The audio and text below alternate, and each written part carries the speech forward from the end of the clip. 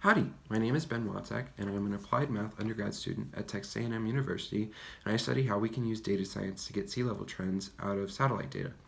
So this is a pretty new but very important field already because we have a lot of coastal communities, and we know sea level rise is a thing, we just don't fully understand it yet. And in order to make predictions and hopefully mitigate the adverse effects, we need data.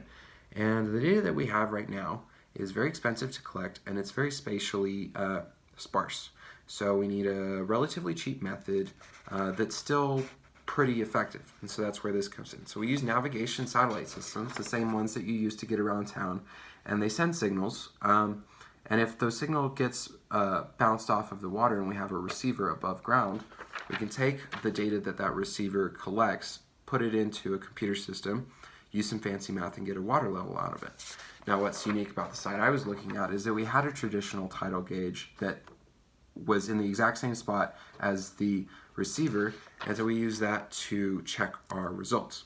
So now I came in with a math background and said, well, we need to look at long-term water level trends because that's ultimately what we're looking at with sea level rise here. We don't really care about hour-to-hour sea level.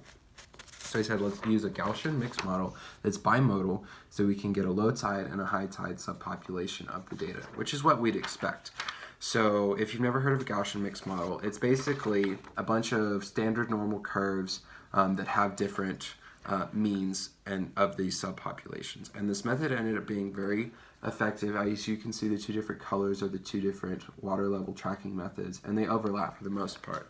And so again, this method is going to help communities cheaply prepare for the worst, but also to hopefully continue to thrive. And in the end, it's really just another story of how mathematics is saving the world.